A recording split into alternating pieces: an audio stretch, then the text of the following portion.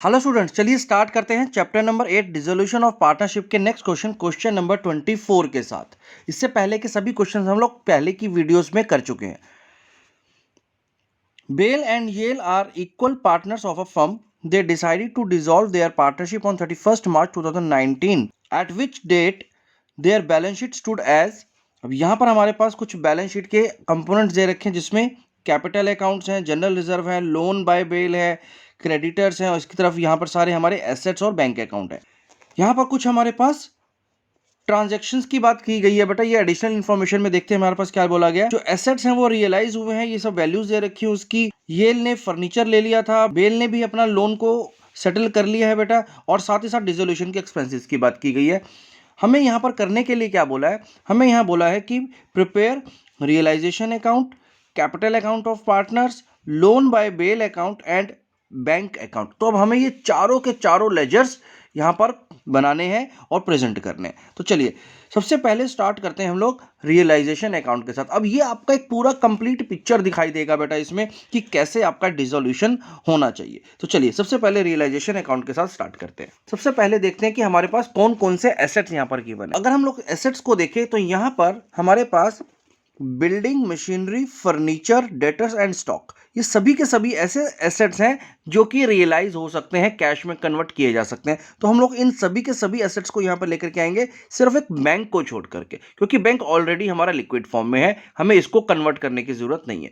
चलिए तो स्टार्ट करते हैं, इनको एक एक करके यहाँ पर लेकर के आते हैं। इससे पहले कि हम लोग इससे आगे स्टार्ट करें, एक छोटी सी इंफॉर्मेशन आपके इसी स्टडी से रिलेटेड।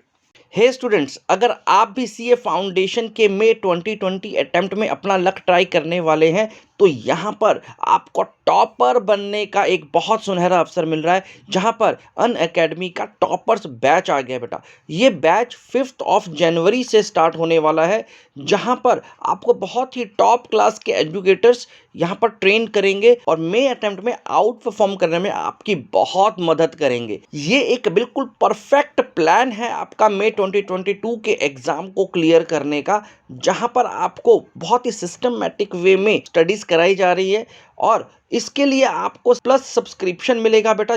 आपके पास 6 मंथ्स, 12 मंथ्स और 24 मंथ्स के सब्सक्रिप्शन के ऑप्शंस अवेलेबल है। इसके अलावा आपके पास एक और ऑप्शन होगा जो कि एक आइकॉनिक सब्सक्रिप्शन का ऑप्शन है, जिसका डिटेल्स डिस्क्रिप्शन में दिए गए लिंक्स में जाकर के आपको मिल जाएगा बेटा। इसके साथ साथ एक लाइव मेंटरिंग प्लेटफॉर्म भी जल्दी आने वाला है, जहां पर 1-to-1 लाइव मेंटरिंग होगा। आप अपने डाउट्स को 1-to-1 सॉल्व कर सकते हैं। इवैल्यूएटेड टेस्ट होंगे, वहां पर आपको प्रिंटेड बुक्स प्रोवाइड की जाएंगी। इंडस्ट्री में जो भी एक्सपर्ट्स हैं उन एक्सपर्ट से आपको सेशंस करवाए जाएंगे और भी बहुत कुछ यहाँ पर मिलने वाला। Live classes, weekly test, study materials और रिकॉर्डेड वीडियोस का अनलिमिटेड एक्सेस और बहुत ही स्ट्रक्चर्ड कोर्स होगा जो कि आपको पूरी तरह से हेल्प करेगा आगे के फाउंडेशन को क्लियर करने के लिए। तो इसके लिए आपको अनअकैडमी के ऐप को डाउनलोड करना होगा और वहां पर जब आप इसमें सब्सक्राइब करेंगे तो आप 10% का एक स्पेशल डिस्काउंट ले सकते हैं। उसके लिए आपको मेरा कोड नीरज 2022 को यूज करना है, जिसका डिटेल्स डिस्क्रिप्शन में भी गिवन है बेटा। तो चलिए बेटा आगे कंटिन्यू करते हैं हम लोग अपने क्वेश्चंस के साथ। तो चलिए बेटा सबसे पहले हम लोग यहाँ पर सभी के सभी एसेट्स को लेकर के आएंगे, जिसमें सबसे पहला एसेट है हमारे पास बिल्डिंग, जिसकी जो बुक वैल्यू हमें दे रखी है वो दे रखी है 45,000 रुपीज की। उसके बाद है हमारे पास मशीनरी की बुक वैल्यू हमारे पास 15,000 रुपीज दे रखी है इस क्वेश्चन में। फर्नीचर जिसकी बुक वैल्यू है 12,000 रुपीज। डेटर्स जो है 8,000 रुपीज के। स्टॉक 24,000। तो इस तरह से हमने यहाँ पर सारे के सारे ये जितने भी हमारे पास एसेट्स दे रखे थे बेटा, इन सभी एसेट्स को रियलाइजेशन अकाउंट के डेबिट साइड पर लेकर के आ गए, क्योंकि जितने भी एसेट्स होते हैं वो डेबिट बैलेंस के होते हैं, तो इसलिए इनको हम लोग डेबिट साइड पर लेकर के आएंगे। नेक्स्ट जो हमें यहाँ पर काम करना है उसमें जितनी भी हमारी एक्सटर्नल लाइबिलिटीज हैं हम उनको यहाँ पर ट्रांसफर करेंगे। तो यहाँ पर अगर आप देखें तो कैपिटल अकाउंट तो इंटरनल लाइबिलिटी है, जनरल रिजर्व भी पार्टनर्स का है, लोन बाय वाले भी पार्टनर का ही लोन है, और सिर्फ एक ही लाइबिलिटी है जो कि एक्सटर्नल लाइबिलिटी जो आपको उतारनी होगी वो है बेटा क्रेडिटर्स। 14,000 रुपीज़ के। तो बस हमें सिर्फ इसी को यहाँ पर लेकर के आना है। तो यहाँ पर आप लोग सबसे पहले लेकर के आ गए क्रेडिटर्स 14,000 रुपीज़ के। देखिए अब हो क्या रहा है, यहाँ पर अब आपने जितने भी एसेट्स और ये जो लाइबिलिटी यहाँ पर शिफ्ट की है, इसका मतलब कि अब इसके अकाउंट्स हम लोग क्लोज कर चुके हैं बेटा। अब बुक्स में अब हमारी अकाउंटिंग की बुक्स में ये वाले अकाउंट्स एग्जिस्ट नहीं करते, हमने उनको क्लोज कर दिया और क्लोज करके रियलाइजेशन अकाउंट के अंदर ट्रांसफर कर लिया है, राइट। अब जो भी डीलिंग होगी अब हमारी इन एसेट्स या इस लाइबिलिटी के ऊपर, वो किसके थ्रू होगी, रियलाइजेशन अकाउंट के थ्रू, ठीक है। अब इन सबको रिप्रेजेंट एक ही सिंगल अकाउंट कर रहा है जो है रियलाइजेशन अकाउंट। चलिए अब आगे बढ़ते हैं। अब सेकंड स्टेप में हम लोग क्या करेंगे, सेकंड स्टेप में अब हम लोग इनको रियलाइज करने का स्टेप शुरू करेंगे। देखिए रियलाइजेशन के लिए आपके पास कुछ इंफॉर्मेशन दे रखी होती है, तो यहां पर हमें क्या पता है भाई, यहां पर हमारे पास कुछ इन्फॉर्मेशन है बेटा, ठीक है। अब इसी इन्फॉर्मेशन के बेसिस पर हमारा रियलाइजेशन होगा। इसमें हमें क्या बताया कि एसेट्स रियलाइज्ड वर, अब जितने भी हमारे ये एसेट्स हैं वो कैसे रियलाइज हुए हैं। हमारा जो स्टॉक है वो 22,000 रुपीज में रियलाइज हो गया है, डेटर्स में 7,500 रुपीज मिल गए हैं, मशीनरी 16,000 और बिल्डिंग 35,000 रुपीज में रियलाइज हो गया। इसका मतलब क्या हुआ, इसका मतलब हुआ कि ये सारे के सारे एसेट्स अब हमारे बिक चुके हैं और इन एसेट्स पर ये सब वैल्यूज हमें मिली हैं। अब यहां पर आपको ये नहीं सोचना कि कौन से एसेट में कितना फायदा हुआ या कितना लॉस हुआ, आपका सिर्फ काम क्या है, जितने में भी ये एसेट बिके हमें उस वैल्यू को अपने रियलाइजेशन अकाउंट में रियलाइज करा लेना है और बैंक में डाल देना है, राइट। तो सबसे पहले काम आपको ये करना है। तो चलिए यहां पर हम लोग देखते हैं किस तरह से लिखा जाएगा। देखो बेटा, जैसे कि आपको मालूम है कि रियलाइजेशन एक नॉमिनल नेचर का अकाउंट है, तो जो भी पैसा हमारे पास आएगा वो क्रेडिट साइड पर आएगा, तो इसलिए मैंने यहां पे लिख दिया बैंक अकाउंट। तो यहां बैंक अकाउंट में मेरे पास जो कुछ पैसा आ रहा है, कहां कहां से आ रहा है बेटा, बैंक अकाउंट में एक तो मेरे पास स्टॉक बिका मेरा, जिसकी वैल्यू दे रखी है आपको 22,000 रुपीज की। उसके बाद डेटर्स भी रियलाइज हो गए, डेटर्स 7,500 रुपीज में रियलाइज हुए हैं बेटा। मशीनरी 16,000 रुपीज में रियलाइज हुई है, 16,000 रुपीज मिल गए हमें, जो कि 15,000 रुपीज की मशीन थी उसकी हमें 16,000 रुपीज मिल गए हैं। उसके बाद बिल्डिंग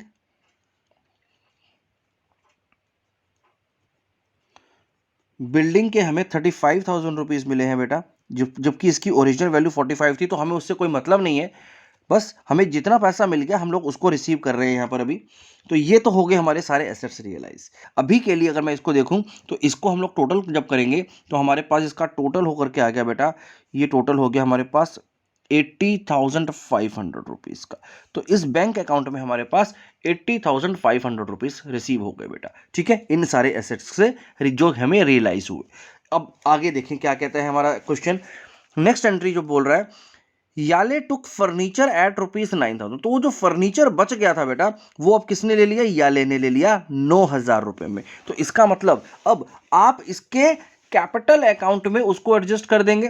तो यहां पर हमारे पास जो एंट्री आ जाएगी वो कैसे आ जाएगी बेटा, यहां पर अब हमारे पास ये रियलाइज हुआ है, तो इसका मतलब जो याले का कैपिटल अकाउंट है बेटा, याले का कैपिटल अकाउंट यहां पर डेबिट हो रहा है और क्रेडिट हम कर रहे हैं रियलाइजेशन अकाउंट को कितने से, 9,000 रुपीज से। तो 9,000 रुपीज याले के कैपिटल अकाउंट में आपने डेबिट कर देने हैं। और किस नाम पे कर रहे हैं आप, ये कर रहे हैं फर्नीचर के नाम पर, कि उसने हमसे फर्नीचर ले लिया बेटा, ठीक है। तो इस तरह से आपको ये 9,000 रुपीज का भी रिकॉर्ड आ गया, जो कि फर्नीचर आपका रियलाइज हुआ। अब Bale agreed to accept 2,500 in settlement of his loan account. अब हमें इसके लिए क्या करना पड़ेगा, इसका एक लोन का अकाउंट बनाना है बेटा, ठीक है। उस लोन अकाउंट को हम लोग बनाएंगे, लेकिन उसमें एक चीज हम लोग नोटिस करते हैं। देखो यहां पर देखो आप, कि जो बाले का जो लोन है वो कितने का है, 3,000 रुपीज का, जबकि ये सेटल कितने में हो रहा है, 2,500 रुपीज में सेटल हो रहा है बेटा। इसका मतलब कहीं ना कहीं फर्म को 500 रुपए का फायदा हो रहा है। हमें 3,000 रुपीज की लाइबिलिटी थी जो कि 2,500 रुपीज देकर के उतर गई, तो कहीं ना कहीं 500 रुपीज का हमें यहां पर फायदा हो रहा है, चाहे वो पार्टनर का ही लोन अकाउंट क्यों ना हो। लेकिन अगर उसमें कहीं फायदे या नुकसान की बात दिखाई दे रही होगी तो उसे हम लोग रियलाइजेशन अकाउंट में रिकॉर्ड करते हैं बेटा। तो यहां पर आपके पास बाले के लोन अकाउंट की वजह से 500 रुपीज का फायदा हुआ है, गेन हुआ है। तो गेन है इसलिए हम लोगों ने इसके क्रेडिट साइड पर इसको मेंशन कर दिया बेटा। ठीक है, तो चलिए ये वाला पॉइंट भी हमने देखा। और बाकी का जो ये लेन देन हुआ है, ये जो 2500 रुपीज को हमने पे किया है, इसे इसे हम लोग अब वाले के लोन अकाउंट में एड्रेस करेंगे बेटा। तो अभी हमें इस पर काम करना है। हमने अभी सिर्फ जो प्रॉफिट हुआ है, इसमें जो गेन हुआ, हम सिर्फ उसको रिकॉर्ड कर रहे हैं अभी। इसके बाद देखें अगर, तो डिसोल्यूशन के एक्सपेंसेस हुए हैं 2500 रुपीज के। तो जो भी डिसोल्यूशन के एक्सपेंसेस होंगे वो हम लोग यहाँ पर रियलाइजेशन अकाउंट के डेबिट साइड पर डालते हैं, ये आप अच्छे से जानते हो। तो यहाँ पर हमने क्या किया, यहाँ पर हमने बैंक अकाउंट से इसकी पेमेंट की होगी बेटा, और ये 2500 रुपीज़ की आप इसके आगे लिख देंगे कि ये हमारे रियलाइजेशन एक्सपेंसेस थे बेटा, रियलाइजेशन एक्सपेंसेस हुए थे हमारे पास। अब अगर आप यहाँ पर देखेंगे तो यहाँ पर इसके अलावा और कोई भी ऐसा आइटम नहीं है जो हमने छोड़ दिया हो, सिर्फ इस पॉइंट को अब हमें लोन अकाउंट में लेना है। तो रियलाइजेशन अकाउंट का काम हमारा यहाँ पर इस ट्रांजेक्शन के पॉइंट ऑफ व्यू से खत्म हो गया। लेकिन अब आपको एक चीज़ ध्यान में रखनी है हमेशा, जब भी आप रियलाइजेशन अकाउंट बनाएंगे तो ये जितनी भी बेटा हमारी आउटसाइडर लाइबिलिटीज हैं, अब क्योंकि क्रेडिटर्स की 14,000 रुपीज की इस लाइबिलिटी के बारे में हमें कुछ भी बताया नहीं गया है, अगर इसको नहीं बताया गया है तो भी हमें इसको इसकी बुक वैल्यू पर पे करना पड़ेगा, राइट। तो इसका मतलब यहां पर हमने इसको पे किया होगा, तो यहां पर हमारा बैंक अकाउंट क्रेडिट हुआ होगा और रियलाइजेशन अकाउंट डेबिट हो गया बेटा। और ये कितने से हुआ है, पूरे के पूरे 14,000 रुपीज से, क्योंकि यहां पर कोई भी इंस्ट्रक्शन नहीं है इससे रिलेटेड। तो यहां हमने क्रेडिटर्स की पेमेंट करी बेटा।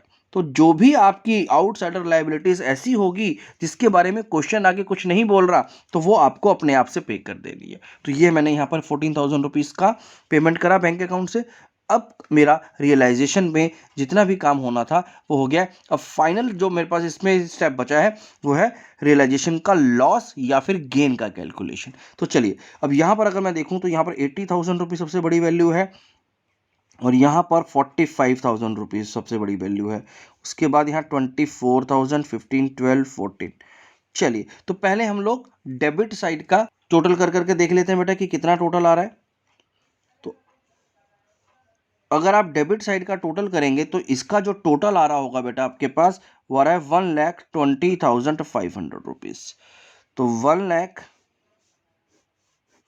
1,20,500 रुपीज़ के इस टोटल से जब आप इन सबको माइनस करेंगे तो आपका जो बैलेंस आ जाएगा वो आ जाएगा 16,500 रुपीज़। क्योंकि यहाँ पर हमारा क्रेडिट साइड शॉर्ट है बेटा, क्रेडिट साइड शॉर्ट है, इसका मतलब जो पैसा आना था वो कम आया है जबकि जाने वाला पैसा ज़्यादा था। तो इसका मतलब ये हमारे लिए रियलाइजेशन लॉस है बेटा।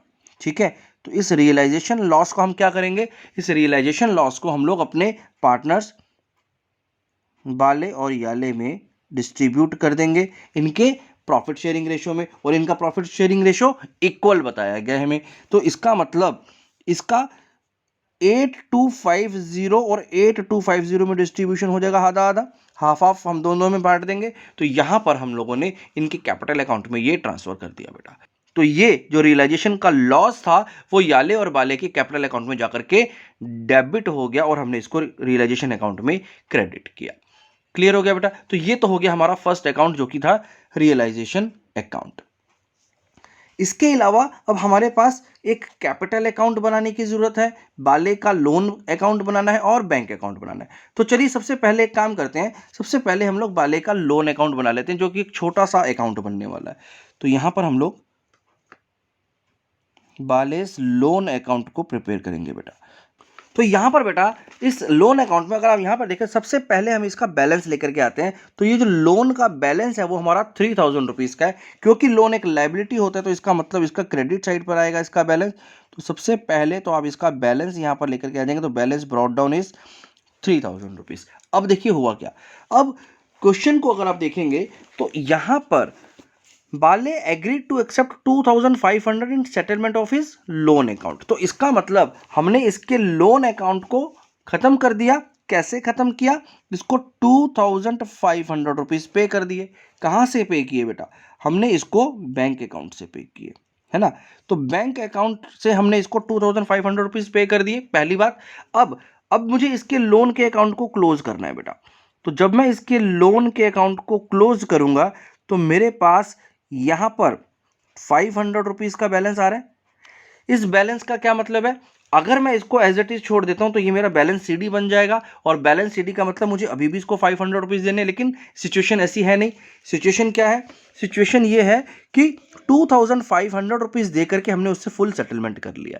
तो इसका मतलब अब मुझे इसको ये पे नहीं करने, तो क्योंकि ये मुझे अब पे नहीं करने, तो मैंने इसको कहाँ पर ट्रांसफ़र कर दिया बेटा, मैंने इसको रियलाइजेशन अकाउंट में ट्रांसफ़र कर दिया एज अ गेन। तो जो भी अब हमारा गेन होगा वो रियलाइजेशन अकाउंट में चला गया, और इस तरह से ये हमारा लोन अकाउंट भी क्लोज हो गया, जो कि बाले का लोन अकाउंट था। आई होप आपको ये समझ में आ गया होगा, राइट। चलिए अब आगे बढ़ते हैं, और नेक्स्ट स्टेप में हम लोग कैपिटल अकाउंट को बनाते हैं बेटा। तो देखो स्टूडेंट्स, अब हमें इसमें क्या करना है, सबसे पहले हम लोग इसके बैलेंसेस यहाँ पर लेकर के आ जाएंगे। तो देखते हैं हमारे पास कितने कितने इनके बैलेंसेस हैं। तो बैलेंस ब्रॉट डाउन में अगर आप बाले का बैलेंस देखेंगे तो यहाँ पर 50,000 रुपीज़ का उसका बैलेंस है, राइट। और इसी तरह से अगर याले की बात करें तो इसका 40,000 रुपीज़ का बैलेंस है। तो सबसे पहले हम इनके यहाँ पर बैलेंसेस को नोट कर लेंगे, जो कि है 50,000 और 40,000। अब यहाँ पर हमें क्या करना है, अब जो जो कैपिटल अकाउंट में हमने आइटम्स को इनके क्रेडिट किया था वो सब आइटम यहाँ पर आ जाएंगी, और जो जो डेबिट किया था वो यहाँ पर आ जाएगा। अगर अब हम अपने पिछले रियलाइजेशन अकाउंट की तरफ बढ़ूँ तो देखें उसमें हमने किस तरह से इसको किया था। तो यहाँ पर अगर आप देखेंगे बेटा, तो यहाँ पर अगर आप देखेंगे तो यहाँ पर आपने कहाँ कहाँ पर कैपिटल अकाउंट को मेंशन किया हुआ है वो आपको यहाँ पर अब नोटिस करना है। देखो सबसे पहले इस तरफ देखो, तो यहाँ पर आपने ये देखिए, यहाँ पर ये याले के कैपिटल अकाउंट में आपने डेबिट किया था 9,000 रुपीज़। क्यों? क्योंकि उसने आपसे फर्नीचर ले लिया था। तो इसका मतलब यहाँ पर, अब यहाँ पर आपका रियलाइजेशन अकाउंट के थ्रू, जो रियलाइजेशन अकाउंट के थ्रू याले के कैपिटल अकाउंट में 9,000 रुपीज़ डेबिट हो रहे हैं बेटा, याले के कैपिटल अकाउंट में हो रहे हैं ये 9,000 रुपीज़ डेबिट।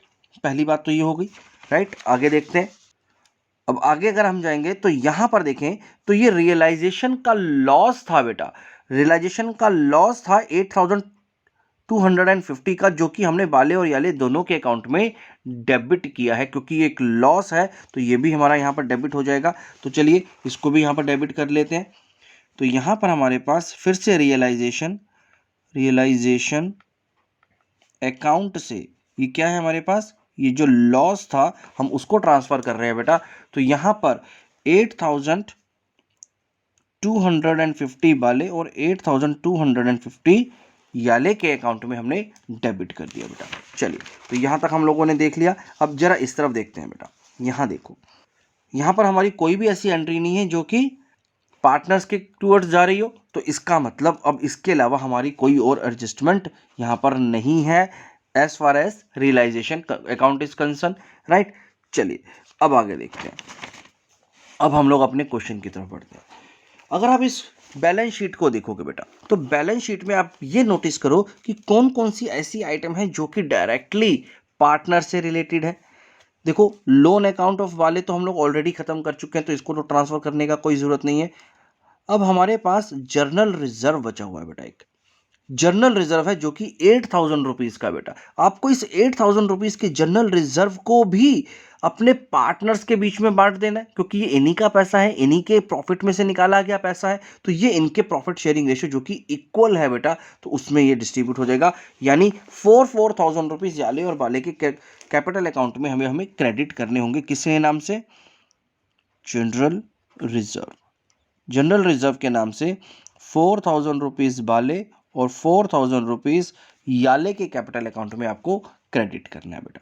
बस बेटा, इसके अलावा और कुछ भी नहीं बचा है। हम सारी चीज़ें वो देख चुके हैं जहां पर इनका अकाउंट हो सकता था। तो ये हमारा कैपिटल अकाउंट भी अब फाइनल हो गया, ठीक है। तो सबसे पहले हम लोग इसका टोटल करके देख लेते हैं।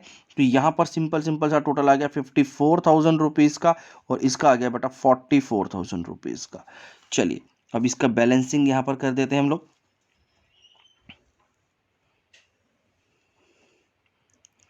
तो जब आप इसको 54,000 रुपीज़ में से 8,250 को लेस करेंगे तो आपके पास जो बैलेंस आएगा बेटा वो आएगा 45,750 रुपीज़ का।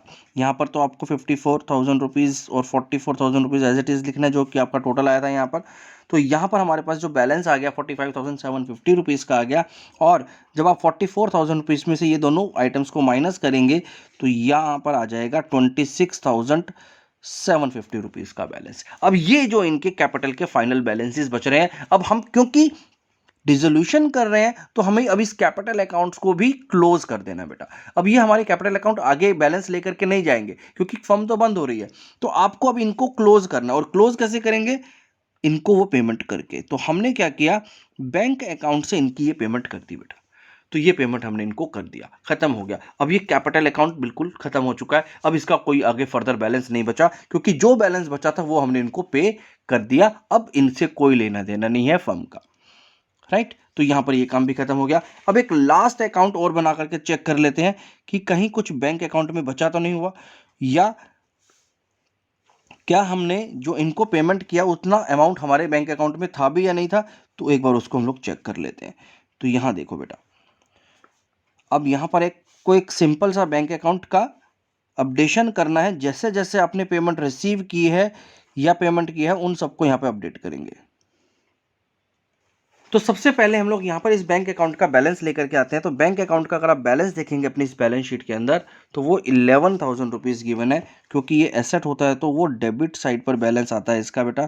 तो ये आ गया बैलेंस ब्रॉट डाउन, ठीक है। अब देखें, अब आपका बैंक का एंट्री कहाँ कहाँ पर था, अब हम लोग उसको चेक करते हैं। यहाँ देखो बेटा, यहाँ पर देखो, सबसे पहले यहाँ पर देखेंगे तो बैंक अकाउंट में हमने जो जितने भी एसेट्स को रियलाइज किया था उसकी एक एंट्री गई थी। तो यानी रियलाइजेशन अकाउंट से 80,500 रुपीज़ की एंट्री आनी है हमारी डेबिट साइड पर, क्योंकि ये पैसा आया है हमारे पास। तो सीधा सीधा यहाँ पर हम लोग लिख देंगे रियलाइजेशन अकाउंट, रियलाइजेशन अकाउंट जिसमें हमें कितना पैसा मिला था, 80,500 रुपीज़ मिला था, ठीक है। चलिए, तो एक एंट्री हम लोगों ने यहाँ से ये वाली एंट्री कर ली है बेटा। अब इस तरफ देखते हैं बैंक अकाउंट की। तो यहाँ पर ये दो एंट्रीज हैं बेटा बैंक की, यहाँ पर देयर आर 2 एंट्रीज। अब हम लोग इन दोनों एंट्रीज को लेकर के जाएंगे अपने बैंक अकाउंट में, अपडेट करेंगे रियलाइजेशन अकाउंट के थ्रू, राइट। जिसमें से एक है 2500 की और एक है 14,000 रुपीज़। तो चलिए, तो यहाँ पर हमारे पास जो दो एंट्रीज हैं उसमें एक एंट्री है बेटा 14,000 रुपीज़ की, जो कि हमारे रियलाइजेशन अकाउंट से आ रही है, रियलाइजेशन अकाउंट से आ रही है, और दूसरी भी एंट्री रियलाइजेशन अकाउंट से ही आ रही है जिसमें 2,500 रुपीज़ का अमाउंट है बेटा। तो 2,500 रुपीज़। और देखते हैं हमारे पास बैंक की क्या एंट्री है बेटा। यहाँ तक तो हम लोगों ने सारे के सारे बैंक अकाउंट्स की इन्फॉर्मेशन ले ली है। अब आगे देखें तो एक बाले के लोन अकाउंट में अगर आप देखेंगे तो यहाँ पर आपने 2,500 रुपीज़ का पेमेंट बाले को किया हुआ है बेटा। तो यहाँ से आपका बैंक अकाउंट क्या होगा, क्रेडिट हो जाएगा 2,500 रुपीज़ से। तो 2,500 रुपीज़ और आपने पेमेंट किया था, ये किसके लिए किया था, ये आपने बाले के लोन अकाउंट के लिए किया था बेटा। तो ये भी हमारा यहाँ पर क्रेडिट हो गया बैंक अकाउंट। चलिए और देख लेते हैं और क्या था हमारे पास। इसके अलावा यहाँ पर तो कुछ भी नहीं है बेटा, यहाँ से आप लोग सारी चीज़ें अपने बैंक अकाउंट से ले चुके हो। अब ये जो कैपिटल का इनका बैलेंस है वो अब हमें पे करना है, राइट। अब वो हमें इनको पे करना है। तो चलिए उसकी भी एंट्री पहले यहाँ पर लिख लेते हैं कि कितना एंट्री आ रहा है, और फिर हमारा मैच होगा या नहीं होगा वो हम देख लेंगे। तो यहाँ पर आपने बाले के कैपिटल अकाउंट में कितने पैसे दिए हैं बेटा, बाले के कैपिटल अकाउंट में आपने 45,750 रुपीज़ दिए हैं, 45,750 रुपीज़ दिए हैं। और इसी तरह से याले के कैपिटल अकाउंट में जो आपने पेमेंट करी है वो करी है 26,750 रुपीज़, 26,750 रुपीज़ की पेमेंट आपने यहाँ पर करी है बेटा, ठीक है। चलिए अब जरा इसको हम टोटल करके देख लेते हैं कि क्या हमारे पास अभी भी कुछ बैलेंस बचा हुआ है या नहीं बचा हुआ। तो चलो देखते हैं। तो सबसे पहले अगर मैं इस तरफ का टोटल करूंगा जो कि इजी लग रहा है करना, तो वो कितना हो गया बेटा, ये हो गया 91,500 रुपीज़। इसी तरह से इसको भी अगर आप टोटल करेंगे तो इसका जो अमाउंट आ जाएगा बेटा वो आ जाएगा 91,500 ₹500। तो दोनों का हमारा जो अमाउंट है वो बिल्कुल सेम आ गया। इसका मतलब अब हमारे पास बैंक अकाउंट में अब कोई भी बैलेंस नहीं बचा इनकी ये पेमेंट करने के बाद, और ये अकाउंट भी अब हमारा क्लोज हो गया। तो बस बेटा इस क्वेश्चन में आपने रियलाइजेशन अकाउंट को बना लिया, वाले के लोन अकाउंट को समझ लिया, आपने कैपिटल अकाउंट को अपडेट किया और उसके बाद ये बैंक अकाउंट बनाया। और इस तरह से आपको पता चल गया कि अब कोई भी ऐसा अकाउंट नहीं है जो बचा हो और हमें इस पर कुछ काम करना हो। अगर आप इससे फिर से बैलेंस शीट को देखेंगे तो यहाँ पर आप कैपिटल अकाउंट को भी क्लोज कर चुके हो, रिजर्व भी खत्म हो चुका है, लोन अकाउंट भी खत्म हो चुका है, ये लाइबिलिटीज भी खत्म हो चुकी है, सभी के सभी एसेट्स खत्म हो चुके हैं और इंक्लूडिंग बैंक का भी बैलेंस आपने जीरो करके इस पूरी फर्म को डिसॉल्व कर लिया है बेटा। राइट, चलिए नेक्स्ट क्वेश्चन की तरफ बढ़ते हैं बेटा। Question number 25। तो बेटा क्वेश्चन नंबर 25 में क्या बोल रहा है, P Q and R were partners in a firm sharing profit and losses in the ratio 5:3:2. They agreed to dissolve their partnership from on 31st March 2021. P was deputed to realize the assets and pay the liabilities. He was paid 1000 as commission for his services. तो ये एक important point है जो कि आपको याद रखना है, क्योंकि आपको इसका एक एडजस्टमेंट करना पड़ेगा रियलाइजेशन के अंदर। The financial position of the firm was, अब यहाँ पर हमारे पास ये बैलेंस शीट दे रखी है, जिसको अगर आप देखेंगे तो यहाँ पर हमारे पास कुछ एक्सटर्नल लाइबिलिटीज भी हैं और कुछ रिजर्व्स भी हैं और कैपिटल अकाउंट की बात की गई है। इसके अलावा यहाँ पर अगर आप देखेंगे तो ये सब हमारे एसेट्स हैं। एसेट्स के साथ साथ हमारे पास यहाँ पर कैश अकाउंट है। आर कैपिटल अकाउंट अब हमारा यहाँ पर एसेट साइड पर दिया हुआ है, इसका मतलब है कि यहाँ पर इसका नेगेटिव बैलेंस चल रहा है बेटा, और एक प्लांट एंड मशीनरी लास्ट में दे दिया है। एडजस्टमेंट में क्या बोला, देखिए P took investment for 12,500, stock and debtors realized 11,500, plant and machinery were sold to Q for 22,500 for cash. Unrecorded assets realized 1,500 and realization expenses paid amounting to rupees 900. Prepare necessary ledger accounts to close the books of the firm. अब हमें यहाँ पर zone से account required है हम उनको यहाँ पर प्रिपेयर करेंगे और अपनी जो बुक्स हैं उसको क्लोज करेंगे बेटा। तो चलिए सबसे पहले स्टार्ट करेंगे बेटा यहाँ पर रियलाइजेशन अकाउंट के साथ। तो चलिए बेटा सबसे पहले हम यहाँ पर रियलाइजेशन अकाउंट में देखते हैं कि किस किस तरह से हमें एसेट्स को लेकर के आना है। अगर आप यहाँ नोटिस करेंगे तो स्टॉक, इन्वेस्टमेंट, डेटर्स और प्लांट एंड मशीनरी, ये चार मेजर एसेट्स हैं जो कि हमारे रियलाइज होने वाले हैं। तो इनको एक एक करके यहाँ पर लिखते हैं। तो सबसे पहले मैंने यहाँ पर लिखा बेटा स्टॉक, जो कि 5,500 रुपीज़ का हम सबसे पहले ट्रांसफ़र करेंगे बेटा। जितने भी एसेट्स हमारे रियलाइजेबल हैं उनको पहले ट्रांसफ़र करेंगे। तो स्टॉक हमने ट्रांसफ़र कर लिया। उसके बाद है हमारे पास इन्वेस्टमेंट, तो यहाँ आ गई हमारे पास इन्वेस्टमेंट जिसकी वैल्यू है 15,000 रुपीज़। फिर है हमारे पास डेटर्स और डेटर्स है 7,100 रुपीज़ के। अब अगर आप यहाँ पर देखें तो डेटर्स के साथ में हमारे पास एक प्रोविजन फॉर डाउटफुल डेट्स भी दे रखा है। देखो जब भी हम लोग कोई भी ऐसा एसेट बनाते हैं जिसके साथ कोई प्रोविजन या रिजर्व एसोसिएटेड होता है, तो उस प्रोविजन और रिजर्व को भी हम लोग एसेट के साथ रियलाइजेशन अकाउंट में ले आएंगे बेटा, क्योंकि ये प्रोविजन एक लाइबिलिटी होती है फर्म के लिए। तो इसलिए उसको हम लोग प्रोविजन फॉर डाउटफुल डेट्स को क्रेडिट साइड पर लेकर के आ जाएंगे और इसकी वैल्यू जो हमारे पास गिवन वो 450 रुपीज़ की है बेटा। तो ये 450 रुपीज़ हम लोग यहाँ पर साथ साथ ट्रांसफ़र करेंगे बेटा। चलिए अब आगे देखते हैं कैश, जो कि हमारा ऑल नहीं आएगा यहाँ पर बेटा। उसके बाद है आर का कैपिटल अकाउंट और फिर है प्लांट एंड मशीन। तो ये प्लांट एंड मशीनरी को हमें यहाँ पर ट्रांसफ़र करना है, जिसकी वैल्यू है 30,000 रुपीज़। तो यहाँ आ गया प्लांट एंड मशीनरी 30,000।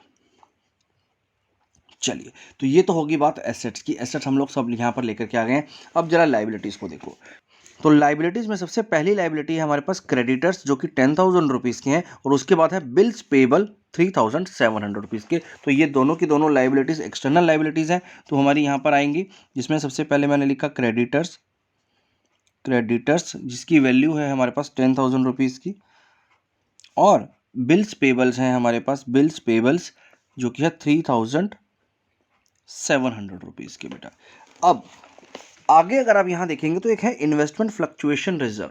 अब ये इन्वेस्टमेंट फ्लक्चुएशन रिजर्व फंड क्या होता है, ये हमने पार्टनर्स के प्रॉफिट में से ही ऑल्दो बनाया हुआ है, बट जैसे कि मैंने भी आपको एक रूल बताया था कि अगर कोई भी ऐसा एसेट जो हम लोग रियलाइजेशन अकाउंट में लेकर के आ रहे हैं और उसके रिलेटेड, उसके साथ का, उससे एसोसिएटेड कोई रिजर्व या प्रोविजन होता है तो हम उसको भी यहाँ पर शिफ्ट कर देंगे। तो इस वजह से ये इन्वेस्टमेंट फ्लक्चुएशन रिजर्व फंड जो कि 4500 रुपीज़ का है, ये भी हमारे रियलाइजेशन अकाउंट में आएगा बेटा। तो इन्वेस्टमेंट फ्लक्चुएशन रिजर्व फंड जो कि 4500 रुपीज़ का था, वो भी हम लोग यहाँ पर शिफ्ट कर देंगे। ठीक है, तो ये आपको समझ में आ गया क्यों किया? क्योंकि इसके साथ की इन्वेस्टमेंट हम लोग यहाँ पर लेकर के आए हुए हैं, इसलिए हमने इसको यहाँ पर शिफ्ट किया। अदरवाइज ये कोई एक्सटर्नल लाइबिलिटी नहीं है बेटा। लाइबिलिटी तो है लेकिन ये एक्सटर्नल लाइबिलिटी नहीं है, जैसे कि प्रोविजन फॉर डाउटफुल डेट भी एक्सटर्नल लाइबिलिटी नहीं है। ठीक है, चलिए आगे देखते हैं। इसके बाद हमारे पास है यहाँ पर कैपिटल अकाउंट, जिसको हम लोग रियलाइजेशन अकाउंट में अभी नहीं लेकर के आएंगे। चलिए, तो ये तो हो गया हमारा फर्स्ट स्टेप, जहां पर हमने इनके एसेट्स और लाइबिलिटीज को ट्रांसफर कर लिया है बेटा। अब हमें इसकी इंस्ट्रक्शंस को पढ़ेंगे और एक एक करके इनको रियलाइजेशन जैसे होना है उसको, प्रोसेस को पूरा करेंगे। देखिए, सबसे पहला यहाँ पर जो इंस्ट्रक्शन लिखा गया है उसमें लिखा है पी टुक इन्वेस्टमेंट फॉर ₹12,500। अब यहाँ पर ये जो इन्वेस्टमेंट थी हमारी, वो पी ने ले लिया है बेटा, राइट। ये इन्वेस्टमेंट हमारी पी ने ले ली है, तो पी ने क्योंकि ले लिया है तो हम लोग यहाँ पर पी के कैपिटल अकाउंट में डेबिट कर देंगे और क्रेडिट हो गया हमारा रियलाइजेशन अकाउंट, क्योंकि हमें रियलाइज होगी हमारी ये जो इन्वेस्टमेंट है, इसमें पैसा हमारा आ गया। तो कितने का ये लिया उसने? 12,500 रुपीज़ में लिया। फायदा नुकसान बात की बात है, वो तो अब बाद में पता चल ही जाएगा हमें जब रियलाइजेशन को हम लोग फाइनल करेंगे। अभी 15,000 रुपये का सामान 12,500 रुपये में पी ने ले लिया, ठीक है, ले लिया। और हम लोगों ने इसमें यहाँ पर मेंशन कर दिया कि ये इन्वेस्टमेंट का अमाउंट है, राइट। इन्वेस्टमेंट के नाम पर हमने पी के अकाउंट को यहां पर डेबिट किया। चलिए, नेक्स्ट ट्रांजैक्शन में स्टॉक एंड डेटर्स रियलाइज्ड 11,500। अब यहां पर हमारे पास बैंक अकाउंट में कुछ पैसे आए हैं, किसके? Stock and debtors. Stock and debtors के नाम पर ये हमारे पास कुछ पैसे आ गए हैं, जिसकी जो वैल्यू है वो है 11,500। तो हमारे स्टॉक और डेटर्स ये दोनों भी रियलाइज हो गए हैं 11,500 रुपये में। ठीक है, अच्छी बात है। आगे देखते हैं क्या हुआ। Plant and machinery were sold to Q for 22,500 for cash. अब यहां पर अगर आप देखेंगे तो प्लांट एंड मशीनरी को किसने लिया है? क्यू ने। लेकिन क्यू ने उसको कैपिटल में एडजस्ट नहीं कराया बेटा, उसने हमें उसके बदले में कैश दे दिया है। तो क्योंकि उसने कैश दे दिया है तो हम लोग इसको यहां पर कैश के अंदर रिसीव कर लेंगे। तो ये जो अमाउंट आ गया हमारे पास, ये आ गया प्लांट एंड मशीनरी का, जो कि 22,500 रुपीज में पी ने लिया है हमसे। ठीक है, तो चलिए यहां पर हो गया। अच्छा, यहां पर ये जो मैंने बैंक अकाउंट लिखा, इसको हम लोग काट करके कैश अकाउंट कर देते हैं बेटा। क्यों कैश अकाउंट किया मैंने यहां पर इसको? क्योंकि हमारी जो बैलेंस शीट है उसमें बैंक अकाउंट नहीं है, हमें वहां पर कैश दे रखा, तो इसलिए मैंने उसको भी कैश में ही ट्रीट कर लिया, राइट। चलिए, अगर दोनों दे रखे होते तो फिर कोई फर्क नहीं पड़ता था हमें, फिर हम लोग कुछ भी लिख सकते थे उसमें। अब यहां पर हम लोगों ने इसको भी रियलाइज कर लिया। अगली इंस्ट्रक्शन देखते हैं क्या है। Unrecorded asset realised 1,500। अब कोई एक अनरिकॉर्डेड एसेट भी हमें मिल गया, जिसको हमने 1,500 रुपये में बेच दिया, तो हमें उससे 1,500 रुपये मिल गए। तो यहां पर अनरिकॉर्डेड एसेट की एंट्री आ जाएगी बेटा 1,500 रुपीज की, राइट। तो ये भी हमें यहां पर रियलाइज हुआ है। चलिए आगे क्या है। Realisation expenses paid amounting to ₹900। और अब हमने कुछ एक्सपेंसेस पे किए, तो जब भी हम लोग एक्सपेंसेस पे करते हैं तो वो हमारे रियलाइजेशन अकाउंट के डेबिट पर आ जाते हैं। तो कैश अकाउंट में हमने क्या किया है? रियलाइजेशन एक्सपेंसेस को पे किया है बेटा, जो कि 900 रुपीज़ के हैं। तो ये 900 रुपीज़ हमने कैश से पे किया होगा। ठीक है, तो चलिए आगे देखो। स्टॉक रियलाइज हुए हैं या नहीं हुए, इससे फर्क नहीं पड़ता, वो तो जो जो हमें ट्रांजैक्शंस दी गई थी हमने उसके हिसाब से यहाँ पर ये सब चीज़ें रिकॉर्ड कर ली। लेकिन अगर आप नोटिस करेंगे तो हमें इस क्वेश्चन में कहीं पर भी इन लाइबिलिटीज़ के बारे में कोई बात नहीं बोली गई है। और मैंने आपको पहले भी बताया था कि अगर लाइबिलिटीज़ को रियलाइज करने की बात नहीं बोलेगा क्वेश्चन, तो हमें अपनी तरफ से उसको करना पड़ेगा। तो यहाँ पर भी अब हमें कैश पे करना पड़ेगा। किस किस को? एक तो क्रेडिटर्स को, क्रेडिटर्स जो कि हमारी एक्सटर्नल लाइबिलिटी है, एज इट इज जितना बुक वैल्यू है हमें पूरा का पूरा पे करना पड़ेगा, यानी 10,000 रुपीज। और दूसरा है हमारे पास बिल्स पेबल, जो कि दूसरी एक आउटसाइडर्स लाइबिलिटी है, और इसका जो अमाउंट है हमारे पास वो 3,700 रुपीज है बेटा, 3,700 रुपीज। तो ये भी अब आपको पे करना पड़ेगा, यानी कुल मिलाकर के 13,700 रुपीज में आपने आउटसाइडर लाइबिलिटीज को भी कैश में से ही पे किया। ठीक है, चलिए अब एक छोटा सा जो इंफॉर्मेशन आपने पहले देखा था उसको एक बार फिर से गौर करें। ज़्यादातर बच्चे ये वाले जो पॉइंट है इसको भूल जाते हैं बेटा, तो मैं आपको क्या सजेस्ट करूंगा कि जब भी आप इंट्रोडक्टरी लाइंस पढ़ें किसी भी क्वेश्चन की, तो वहां पर अगर इस तरह की कोई इन्फॉर्मेशन आ रही तो उसको जरूर मार्क कर ले, अच्छे से अंडरलाइन कर ले, ताकि एंड में आपको याद रहे कि आपने इसको भी करना है। तो यहां पर हमने क्या किया था, यहां पर हमने पी को रिस्पॉन्सिबिलिटी दी थी रियलाइज करने की एसेट्स और लाइबिलिटीज की, और उसके लिए हमने उसको 1,000 रुपीज का कमीशन पे किया। क्योंकि आपने उसको 1,000 रुपीज का कमीशन पे किया है तो इसलिए आपको यहां पर उसको रिकॉर्ड करना पड़ेगा पीस कैपिटल अकाउंट के टूवर्ड्स 1,000 रुपीज आपने यहां पर पे किया है रियलाइजेशन एक्सपेंसेस की कमीशन के रूप में। राइट, तो चलिए यहां पर भी हम लोगों ने इस बात को खत्म कर लिया। अब इसके अलावा और कोई भी बात ऐसी नहीं है जो कि हमें यहां पर मेंशन करनी हो, सीधा सीधा अब हम लोग इसका बैलेंसिंग करके टोटल करेंगे बेटा। चलिए, तो यहां पर सबसे पहले अगर मैं देखूं तो मुझे यहाँ पर बहुत सारी वैल्यूज़ नज़र आ रही है, तो चलिए पहले इसका टोटल कर लेते हैं। तो जब आप इसका टोटल करेंगे बेटा तो यहाँ पर आ जाएगा 73,200, 73,200 माइनस करेंगे इन सब वैल्यूज़ को, तो आपको यहाँ पर पता चलेगा कि आपके पास 6,550 का बैलेंस बच रहा है बेटा। और ये बैलेंस क्या होता है, ये बैलेंस होता है रियलाइजेशन लॉस। क्यों लॉस हुआ ये, क्योंकि हमारा क्रेडिट साइड शॉर्ट है, फायदे वाली साइड शॉर्ट है, और ये खर्चे वाली साइड ज्यादा है बेटा। ठीक है, और इस लॉस को अब हम क्या करेंगे, यहां पर हम अपने पार्टनर्स पी, क्यू और आर में डिस्ट्रीब्यूट कर देंगे इनके प्रॉफिट शेयरिंग रेशो, और जो प्रॉफिट शेयरिंग रेशो है इनका वो है 5:3:2। तो चलिए 5:3:2 में जब आप इसको डिस्ट्रीब्यूट करेंगे 6,550 को, तो पी के हिस्से में 3,275 का लॉस, क्यू को मिलेगा 1,965 और आर के हिस्से में 1,310 का लॉस चला जाएगा बेटा। बस रियलाइजेशन अकाउंट कंप्लीट हो गया हमारा। राइट, चलिए आगे बढ़ते हैं। हमें बोला है नेसेसरी लेजर्स बनाने के लिए, तो हमने रियलाइजेशन अकाउंट सबसे पहले बना लिया। अब नेक्स्ट हम लोगों को प्रिपेयर करना है कैपिटल अकाउंट। तो यहां पर अगर हम देखें तो इनके बैलेंसेस हमारे पास बैलेंस शीट में गिवन है बेटा। यहां देखिए पी और क्यू का तो बेटा क्रेडिट का बैलेंस है 37,550 और 15,000 का, जबकि आर का जो नेगेटिव बैलेंस है वो 8,000 रुपीज का। तो चलिए पहले हम इनके बैलेंसेस को यहां पर मेंशन कर देते हैं। तो यहां पर आ गया इसका बैलेंस ब्रॉट डाउन। इस बैलेंस ब्रॉट डाउन में पी का जो बैलेंस है वो है 37,550 और 15,000 रुपीज हमारा क्यू का बैलेंस है, जबकि आर का बैलेंस अपोजिट साइड का है बेटा। तो वो हम लोग यहां पर लिख देंगे P Q and R. Right, तो आर का जो बैलेंस है वो 8,000 रुपीज का है बेटा, जो कि नेगेटिव बैलेंस है, तो इसलिए हमने उसको डेबिट साइड पर मेंशन कर दिया। चलिए आगे बढ़ते हैं।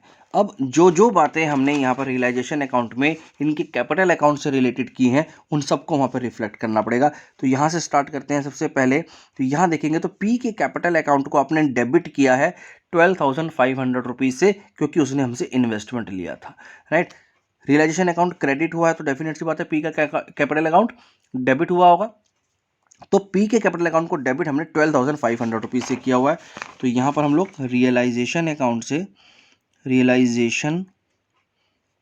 से पी के अकाउंट को डेबिट कर देंगे 12,500। ठीक है, ये उसने इन्वेस्टमेंट हमसे लिया था। इसके बाद अगर आप देखेंगे तो यहां पर रियलाइजेशन का डायरेक्ट लॉस आ गया। अब तीनों पार्टनर्स के कैपिटल अकाउंट को यहां पर आपने डेबिट किया हुआ है बेटा, तो इस अमाउंट से आपने इसको डेबिट किया। तो चलिए हम भी डेबिट कर देते हैं यहां पर रियलाइजेशन लॉस को। तो यहां पर आ गया हमारे पास फिर से रियलाइजेशन अकाउंट रियलाइजेशन अकाउंट जो कि हम लोग लॉस को ट्रांसफर कर रहे हैं, हम लोग इसको मेंशन कर सकते हैं साथ में ब्रैकेट में। और पी को कितना लॉस मिला था बेटा, यहाँ पर पी का जो लॉस था वो 3275 का था, 3275। इसी तरह से क्यू 1965 और आर 1310 का लॉस आर के हिस्से में गया था, तो वो हम लोगों ने इनके कैपिटल अकाउंट में डेबिट कर दिया बेटा। अब इस तरफ देखते हैं बेटा, अगर यहाँ पर आप देखेंगे तो यहाँ पर भी पी के कैपिटल अकाउंट को हमने क्रेडिट किया हुआ है 1000 रुपीज़ से।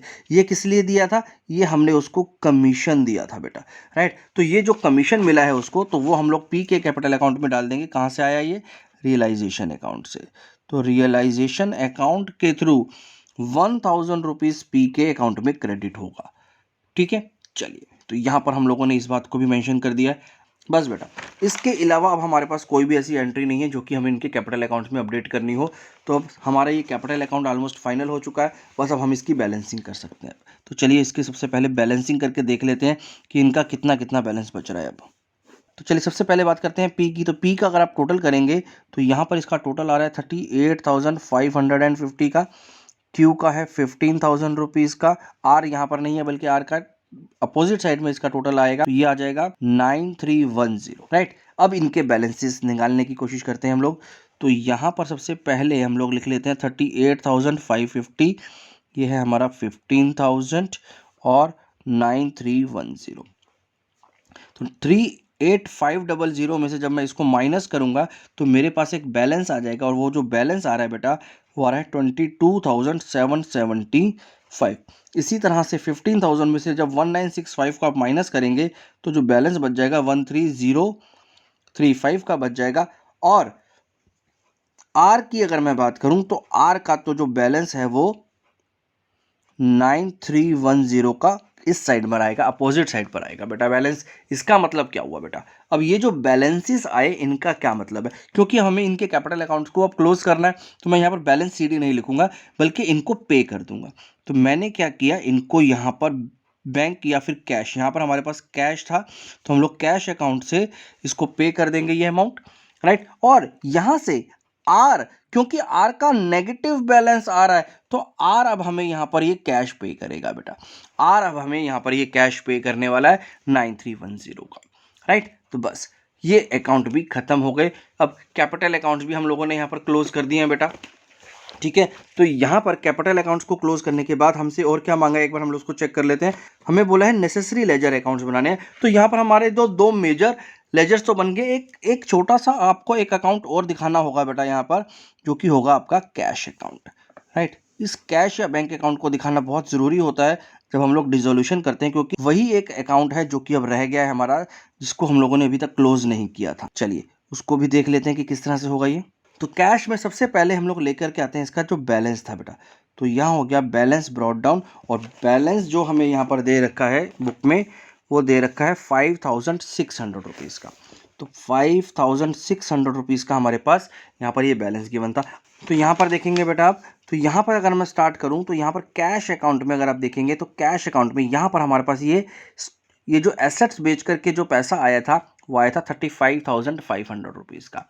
35,500 रुपीज़ हमारे पास ये रिसीव हुआ था, जो कि अब हमारे डेबिट साइड में आ जाएगा 35,500 रुपीज़, जो कि हमें रियलाइजेशन अकाउंट से आया था बेटा, रियलाइजेशन अकाउंट, राइट। इसके बाद देखते हैं आगे क्या है।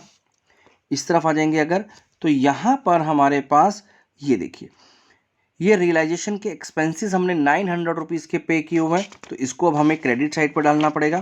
तो ये हो गया हमारे पास रियलाइजेशन अकाउंट। तो इस रियलाइजेशन अकाउंट को हम क्यों डाल रहे हैं, क्योंकि एक्सपेंसेस हमने 900 रुपीज़ के पे करे थे, तो हमारा कैश कम हुआ था। इसके बाद हमने फिर यहाँ पर जो एक्सटर्नल लाइबिलिटीज़ है उनको पे किया था टोटल अमाउंट, तो यहाँ पर इसको भी हम लोग टोटल कर करके डाल सकते हैं बेटा, जो कि 13,700 रुपीज़ का है। तो 13,700 रुपीज़ भी रियलाइजेशन अकाउंट के थ्रू क्रेडिट हुए हैं बेटा कैश अकाउंट में। तो चलिए ये भी हम लोगों ने यहाँ पर क्रेडिट कर दिया। बस बेटा, इसके अलावा अब यहाँ पर रियलाइजेशन अकाउंट में कुछ नहीं बचा है। एक बार कैपिटल अकाउंट को देखेंगे तो कैपिटल अकाउंट में यहाँ देखेंगे बेटा, ये देखिए दोनों तरफ राइट। अब यहाँ पर हमने इनको पेमेंट किया था और आर से हमें ये पेमेंट मिला था। तो चलो पहले हम आर के कैपिटल अकाउंट से रिसीव कर लेते हैं। तो आर के कैपिटल अकाउंट से हमें कितना पैसा रिसीव हुआ, 9310। ये उसने हमें पे किया होगा क्योंकि उसका बैलेंस नेगेटिव चल रहा था, तो उसने उसको उतार दिया और ये पे करा।